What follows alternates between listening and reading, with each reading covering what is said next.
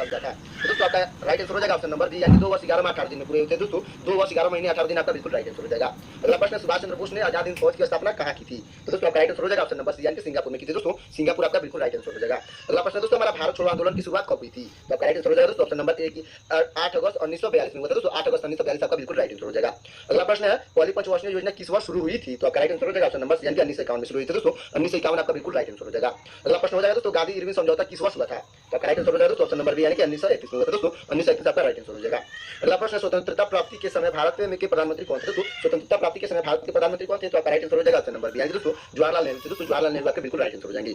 अगला प्रश्न, भारत का पहला परमाणु परीक्षण कब और कहां हुआ था? तो आपका राइट आंसर हो जाएगा दोस्तों ऑप्शन नंबर ए, यानी कि 1974 में पोखरण में हुआ था दोस्तों। पोखरण आपका बिल्कुल राइट आंसर हो जाएगा, जो कि राजस्थान में स्थित है दोस्तों। ये क्वेश्चन कई बार पूछ सकता है, जैसे कि पहले पूछ सकता है कब हुआ था और कहां हुआ था और किस राज्य में भी हुआ था, ये भी पूछ सकता है। तो इसलिए दोस्तों इस वीडियो को शुरू तक जरूर देखिएगा, क्योंकि इस वीडियो में मैं आप लोग के लिए मॉक टेस्ट लाया हूं। तो दोस्तों अगला प्रश्न हो जाएगा, नील दर्पण नाटक किसने लिखा था जो किसानों के शोषण को दर्शाता है? तो नील दर्पण नाटक किसने लिखा था जो किसानों को शोषण को दर्शाता है? तो राइट आंसर हो जाएगा ऑप्शन नंबर बी, यानी दोस्तों दीनबंधु मित्र ने लिखे थे दोस्तों। दीनबंधु मित्र आपके बिल्कुल राइट आंसर हो जाएंगे।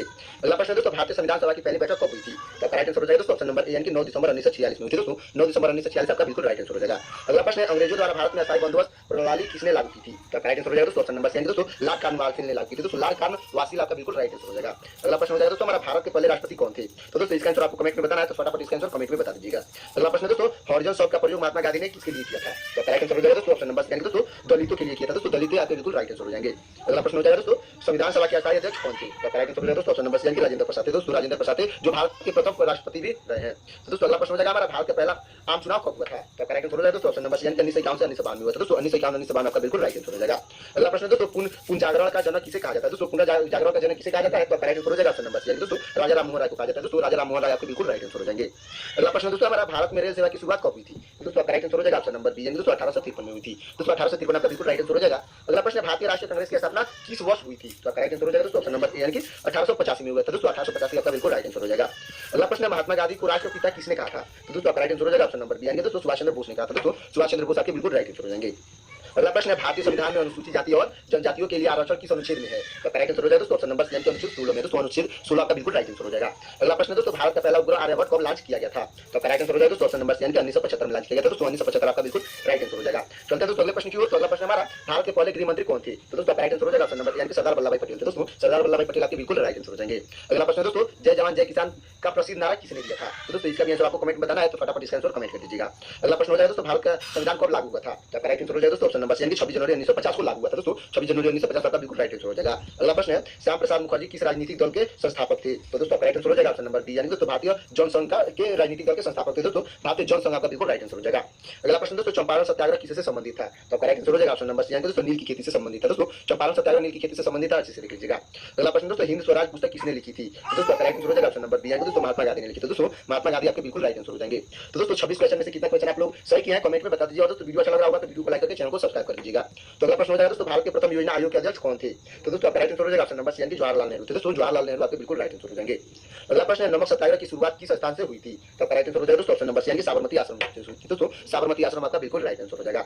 अगला प्रश्न है, भारत में पहली बार आपातकाल कब लागू की गई थी? तो दोस्तों आपका राइट आंसर हो जाएगा ऑप्शन नंबर सी, यानी कि दोस्तों 1975 में लागू की गई थी दोस्तों। 1975 आपका बिल्कुल राइट आंसर हो जाएगा। अगला प्रश्न हो जाएगा, संविधान सभा की प्रारूप समिति के अध्यक्ष कौन थे? तो दोस्तों आपका राइट आंसर हो जाएगा ऑप्शन नंबर डी, यानी कि दोस्तों डॉक्टर भीमराव अम्बेडकर थे दोस्तों। डॉक्टर भीमराव अम्बेडकर आपके बिल्कुल राइट आंसर हो जाएंगे। अगला प्रश्न है, किस अधिनियम के तहत भारत में पहली बार केंद्रीय विधानसभा की स्थापना हुई थी? तो आपका राइट आंसर हो जाएगा दोस्तों ऑप्शन नंबर बी, यानी दोस्तों भारत सरकार अधिनियम 1919 में हुई थी दोस्तों। भारत सरकार अधिनियम 1919 आपका बिल्कुल राइट आंसर हो जाएगा। अगला प्रश्न है, भारत की पहली महिला प्रधानमंत्री कौन थी? तो दोस्तों आपका राइट आंसर हो जाएंगे ऑप्शन नंबर सी, यानी कि इंदिरा गांधी थी दोस्तों। इंदिरा गांधी आपके बिल्कुल राइट आंसर हो जाएंगी। अगला प्रश्न है, भारत छोड़ो आंदोलन के समय वायसराय कौन था? तो राइट आंसर हो जाएगा ऑप्शन नंबर सी, यानी कि लॉर्ड लिनलिथगो था दोस्तों। लॉर्ड लिनलिथगो आपका बिल्कुल राइट आंसर हो जाएगा। अगला प्रश्न दोस्तों, हमारा साइमन कमीशन भारत कब आया था? तो राइट आंसर हो जाएगा दोस्तों ऑप्शन नंबर बी, यानी कि 1928 में आया था दोस्तों। 1928 आपका बिल्कुल राइट आंसर हो जाएगा। अगला प्रश्न, दांडी यात्रा की दूरी लगभग कितनी थी? तो राइट आंसर हो जाएगा दोस्तों ऑप्शन नंबर बी, यानी कि दोस्तों 240 किमी थी, यानी कि दोस्तों 240 किलोमीटर आपका बिल्कुल राइट आंसर हो जाएगा। अगला प्रश्न हो जाएगा दोस्तों, भारत की आजादी के समय अंतिम वायसराय कौन था? तो राइट आंसर हो जाएगा दोस्तों ऑप्शन नंबर बी, यानी दोस्तों लॉर्ड माउंटबेटन था दोस्तों। लॉर्ड माउंटबेटन आपका बिल्कुल राइट आंसर हो जाएगा। अगला प्रश्न हो जाएगा दोस्तों, इंकलाब जिंदाबाद का नारा किसने दिया था? तो दोस्तों इसका आंसर भी फटाफट आप लोग कमेंट कर दीजिएगा, क्योंकि दोस्तों ये क्वेश्चन मैंने बार-बार करा रखे हैं। तो दोस्तों अगला प्रश्न हो जाएगा, किस अधिनियम ने भारत में डायरेक्ट इलेक्शन यानी कि प्रत्यक्ष चुनाव की व्यवस्था की थी? तो दोस्तों करेक्ट आंसर हो जाएगा ऑप्शन नंबर सी, यानी कि 1919 का अधिनियम था दोस्तों। तो दोस्तों अगला प्रश्न हो जाएगा किस अधिनियम ने भारत में डायरेक्ट इलेक्शन यानी कि प्रत्यक्ष चुनाव की व्यवस्था की थी। तो दोस्तों आपका राइट आंसर हो जाएगा ऑप्शन नंबर सी यानी कि 1935 का अधिनियम था। दोस्तों 1935 का अधिनियम आपका बिल्कुल राइट आंसर हो जाएगा। अगला प्रश्न है भारतीय संविधान की प्रस्तावना में कौन सा शब्द सबसे पहले आता है। तो आपका राइट आंसर हो जाएगा दोस्तों ऑप्शन नंबर ए यानी कि हम भारत के लोग हैं। दोस्तों हम भारत के लोग हैं, ये भारत की प्रस्तावना में सबसे पहले आता है। अगला प्रश्न दोस्तों सरदार वल्लभ भाई पटेल को किस उपाधि से सम्मानित किया गया है। तो आपका राइट आंसर हो जाएगा दोस्तों ऑप्शन नंबर बी यानी कि लौह पुरुष के उपाधि से सम्मानित किया गया है। दोस्तों सरदार वल्लभ भाई पटेल को लौह पुरुष भी कहा जाता है, अच्छे से याद रखिएगा।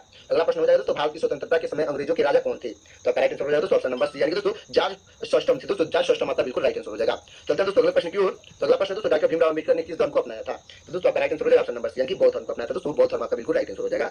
अगला प्रश्न हो जाएगा दोस्तों पूर्ण स्वराज की घोषणा किस अधिनियम में की गई थी। तो दोस्तों आपका राइट आंसर हो जाएगा ऑप्शन नंबर बी यानी कि 1930 कराची अधिनियम में की गई थी। दोस्तों 1930 कराची अधिनियम आपका बिल्कुल राइट आंसर हो जाएगा।